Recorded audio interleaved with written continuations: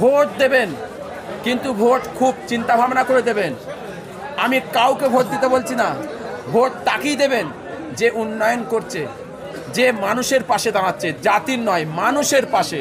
এই জন্য শুধু আমি নয়, সমস্ত পীর সাহেব পীরজাদারা বক্তব্য শুনলে আপনারা বুঝতে পারবেন যে সেভাবে পরিষেবা সরকার থেকে আমরা পাই। এটা তাদের কাছে ঈদের মতো একটা পরব বা খুশির দিন। তারা এখানে এসে হাজির হয়। অল ওভার ওয়েস্ট বেঙ্গল শুধু নয়, ইন্ডিয়া শুধু নয়, ইন্ডিয়ার বাইরের কান্ট্রি থেকে মানুষ আছেন, বাংলাদেশ, সৌদির মানুষ এখানে এসেছিলেন, আমার এখানেও এসেছিলেন। এরকম বিভিন্ন কান্ট্রিতে সকলে আসে। মুজাদ্দেদে জামান আমার দাদা পীর আমাদের এই শিক্ষা দিয়েছেন, তোমরা মানুষের পাশে দাঁড়াও। তিনি বলেন নে ফুরফুরা সেলসেলার মধ্যে দাঁড়াও। তাদের স্বাধীনতা আছে, কিন্তু সরকারের উচিত ছিল প্রশাসনকে দিয়ে তার একটা আলাদা কোনো ব্যবস্থা করা, সেটা করেনি। নারে তাকবীর, নারে তাকবীর। সিলসিলায়ে হক ফুরফুরা সের দাদা হুজুর পীর কেবলা রহমাতুল্লাহ আলাইহি 21, 22, 23 ইসালে সব মক্কা শরীফ, মদিনা শরীফ, শাহ হোসেন বুখারী গাজী রহমাতুল্লাহ আলাইহি দরবার শরীফ। নারে তাকবীর। ফুরফুরা শরীফে কোন শিরক হয় আওয়াজ দিয়ে বলবেন না। আরে জোরে ফুরফুরা শরীফে শিরক হয় না। আজকে কিছু ডিজিটাল বক্তা বেরিয়েছে, কি ডিজিটাল বক্তা, যারা ফুরফুরা শরীফের নামে অপপ্রচার করে বেড়াচ্ছে, বিভিন্ন জায়গায় অপপ্রচার করে বেড়াচ্ছে ফুরফুরা শরীফে শিরক হয়।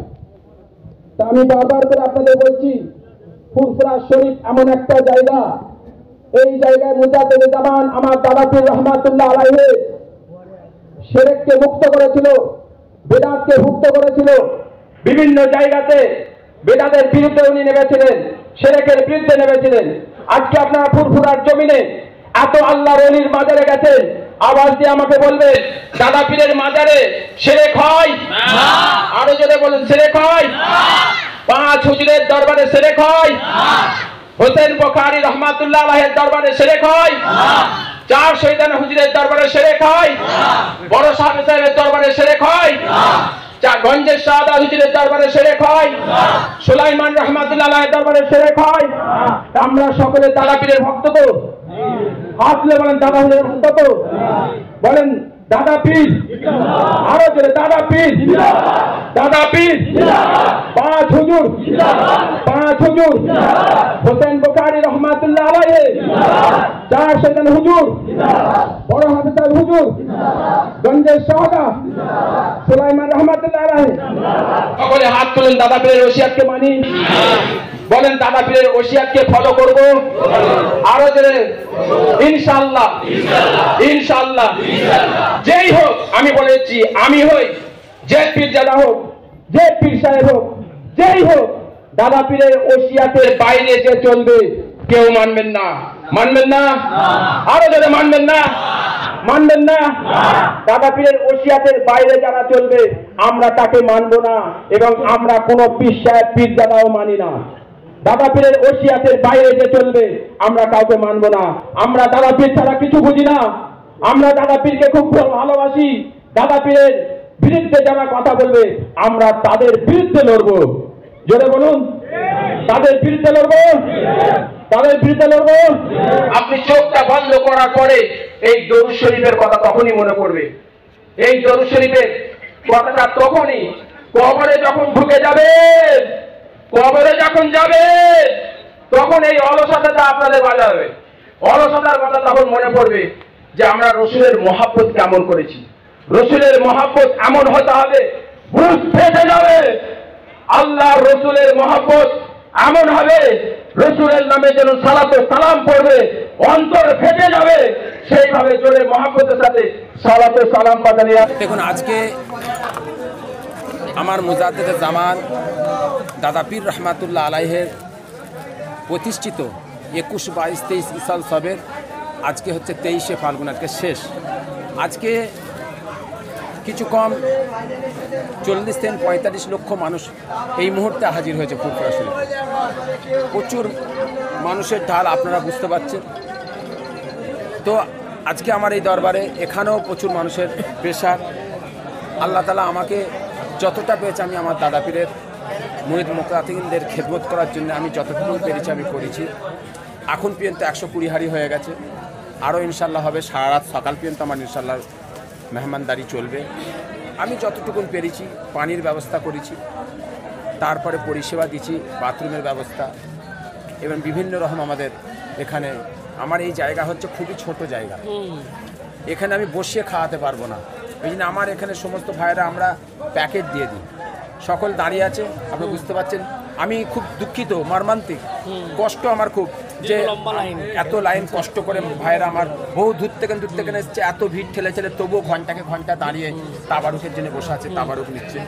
যাক, আজকে আমার সকলের কাছে একটা মেসেজ আমি দিতে চাইছি। এই 23শে ফাল্গুন 2024 আমি পীরজাদা সৈয়দ নাজিমউদ্দিন আমার এই দরবার থেকে একটা মেসেজ দিতে চাইছি। সেই মেসেজটা হচ্ছে, আমরা যত দাদা পীরকে ভালোবাসি, মুরিদ মুতাকিন দাদা পীরকে ভালোবাসি, আমরা সকলে দাদা পীরের ওসিয়াত নামাটাকে লক্ষ্য করব, দাদা পীরের ওসিয়াত নামাকে ফলো করব। দ্বিতীয় নম্বর হচ্ছে, যে পীরজাদা পীর সাহেব হোক, যেই হোক, দাদা পীরের ওসিয়াতের বাইরে চললে আপনারা কেউ মানবেন না। সে আমি হোক আর যেই পীরজাদা হোক, যেই পীর সাহেব হোক। কেন এখন কিছু পীর সাহেব আছে, কিছু পীরজাদা আছে, তাদের মনে মনে দলাদলি হলে যে যে যেমন পাচ্ছে ভুল বকছে। আপনারা দেখি মাথা দেবেন না, আপনারা কেউ বিভ্রান্তি হবেন না। যদি আপনারা দাদা পীরকে ভালোবাসেন, আমার মুজাদ্দেদে জামানকে ভালোবাসেন, তার ওসিয়াত নামাকে ফলো করবেন। তার ওসিয়াত নামায় কী লেখা আছে, তিনি কি বলে গেছেন, সেই দিকে ফলো করবেন, সেই দিকে লক্ষ্য করবেন। তাহলে আপনাদের কেউ বিভ্রান্তি করতে পারবে না। আমি পীরজাদা নাজিমউদ্দিন আপনাদের বিভ্রান্তি করতে পারবো না, আপনারা সেই দিকে লক্ষ্য রাখবেন। দ্বিতীয় হচ্ছে, আজকে ভারতবর্ষের যে পরিস্থিতি, যে অবস্থা চলছে, বহুত দল বেরিয়েছে এবং কিছু অসভ্য দল ভারতবর্ষের আমাদের ভ্রাতৃত্ব, ঐক্য, ভালোবাসাকে নষ্ট করার চক্রান্ত চলছে বিশাল। ওই জন্য খুব চিন্তা ভাবনা করে ভোট দেবেন। ভোট, একটা ভোট কিন্তু অনেক মূল্যবান, অনেক বড় মূল্যবান। কেউ ঘরে বসে থাকবেন না, ভোট দেবেন, কিন্তু ভোট খুব চিন্তা ভাবনা করে দেবেন। আমি কাউকে ভোট দিতে বলছি না, ভোট তাকেই দেবেন যে উন্নয়ন করছে, যে মানুষের পাশে দাঁড়াচ্ছে, জাতির নয়, মানুষের পাশে। প্রফেট মুহাম্মদ সাল্লাল্লাহু আলাইহি ওয়াসাল্লাম আমাদের যেই শিক্ষা দিয়েছেন, তিনি শিক্ষা দিয়েছেন মানুষের পাশে দাঁড়াতে বলেছেন। তিনি কোনোদিন বলেন না মুসলমানের পাশে দাঁড়াও, তিনি শিক্ষা দিয়েছেন মানুষের পাশে দাঁড়ান। আমার মুজাদ্দেদে জামান, আমার দাদা পীর আমাদের এই শিক্ষা দিয়েছেন, তোমরা মানুষের পাশে দাঁড়াও। তিনি বলেন নে ফুরফুরা সেলসেলার মধ্যে দাঁড়াও, তিনি বলেছিলেন মানুষের পাশে দাঁড়াও। তিনি এই জন্যে যুগ সমাজকারক, তিনি সমাজের কাজ করে গেছেন, কথা বুঝেছেন। তাই সেই হিসাবে আমার সকলের কাছে এই বার্তা যে আপনারা ভোট খুব দেখে শুনে চিন্তাভাবনা করে দেবেন। দ্বিতীয় কথা হচ্ছে, আজকে আগামী বছর আল্লাহ তাআলা জানো আমাদের সকলকে, আমার এই দাদা পীরের বিশালের সবে যেন সকলের সাথে আমাদের আবার যেন দেখা হয়। কেননা আজকে যারা এসেছেন, আগামী বছর তারা কি আসবে আমি জানি না। আমি আমার অন্তরস্থল থেকে সমস্ত সম্প্রদায়ের মানুষকে এই দাদা পীরের জলসায়, কেন এই জলসায় সমস্ত সম্প্রদায়ের মানুষ আসে, তো সকলকে আমি পীরজাদা সৈয়দ নাজিমউদ্দিন ফুরফুরা দরবার শরীফ থেকে আমি তাদের জন্য দোয়া চাই। আল্লাহ তাআলা যেন আমাদের সকলকে সুস্থ রাখে, ভালো রাখে। আপনারা সকলে আমার জন্য দোয়া চাইবেন, আমাকে যেন আল্লাহ সুস্থ রাখে, ভালো রাখে। মেহমানদের একই বার্তা, যেটা মুজাদ্দেদ জামান পীর আবু বকর সিদ্দিকী রহমাতুল্লাহ আলাই, ভারতরত্ন বঙ্গপুত্র পীর আবু বকর সিদ্দিকী রহমাতুল্লাহ আলাই, তিনি 250 গ্রাম বাতাসা দিয়ে এই 21-22-23-এর সূচনা হয়েছিল। আজ সেটা লক্ষ কোটিতে ঠেকেছে। মুজাদ্দেদ জামান পীর আবু বকর সিদ্দিকী রহমাতুল্লাহ আলাই, তিনি সারা বাংলার ভক্ত, মুরিদ, মুহিব্বিন, তাদেরকে তিনি দাওয়াত দিয়েছিলেন। মানে সেই দাওয়াত আজও জারি আছে, কিয়ামত পর্যন্ত দাওয়াত। সমস্ত মুহিব্বিন সবাই যে পৃথিবীর যে প্রান্তেই থাকুক, সকলে এই 3 দিন এসে হাজির হয়। আর তার মাসলাক, নীতি, আদর্শের বৈশিষ্ট্য হচ্ছে, বা হার্ট অফ সিলসিলায় হক মুজাদ্দেদ জামান হচ্ছে এটাই, তাহফুজে দিন, খেদমতে খালক। কোরআন হাদিস এজমা কিয়াসের উপর দাঁড়িয়ে আহলে সুন্নাত ওয়াল জামাত এই আকীদার উপরে মুজাজ্জামান এই হক সিলসিলা তিনি বাস্তবায়ন করেছেন, আমরা সেগুলো মেনে চলার চেষ্টা করি। এই মাহফিলটা শরিয়াতের খেলাফ কোনো মাহফিল নয়। এখানে গান বাজনা হয় না, মহিলাদের অবাধ স্বাধীনতা আসা যাওয়া নেই, এখানে কোনো মনোহারি স্টেশনারি খেলনা দ্রব্য বিক্রি হয় না। আপনারা ঘুরলে দেখতে পাবেন, জানেন সারা বাংলার মানুষ। এখানে একটা সুন্দর শৃঙ্খলাবদ্ধভাবে এখানে যে শিক্ষা হয়, মানুষ আত্মশুদ্ধির জন্য আসে। এখানে মাগরিবের পর ফজরের নামাজের পর জিকির মাহফিল হয়। বিষয়ভিত্তিক ওলামা হাদরা যারা আছেন বাংলার লক্ষ লক্ষ সিলসিলাভুক্ত, তারা ওয়াজ নসিহত করেন।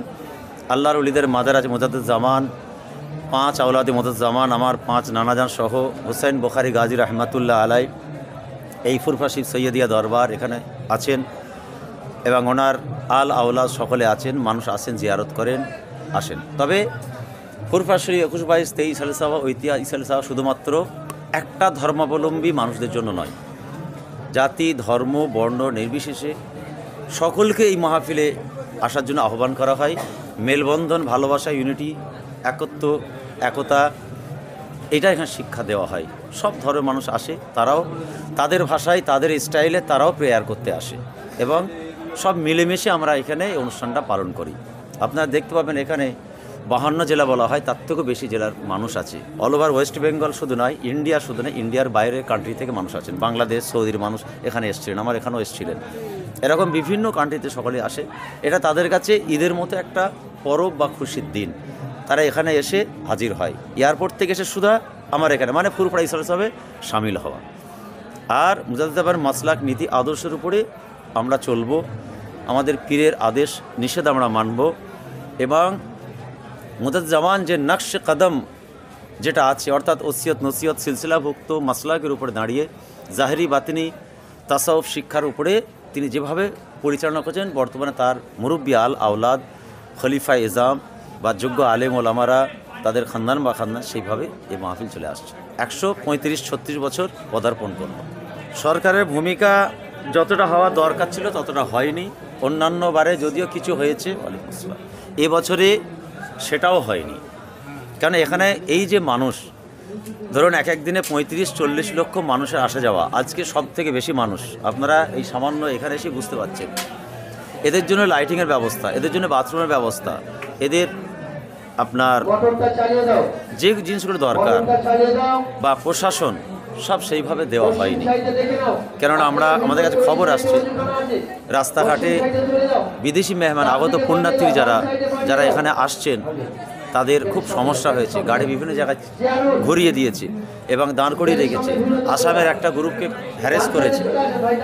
বা ডোম জুড়ে আমার অন্য ভাইদের একটা অনুষ্ঠান ছিল, তাদের অনুষ্ঠান তারা পালন করবে, অবশ্যই তাদের স্বাধীনতা আছে, কিন্তু সরকারের উচিত ছিল প্রশাসনকে দিয়ে তার একটা আলাদা কোনো ব্যবস্থা করা, সেটা করেনি।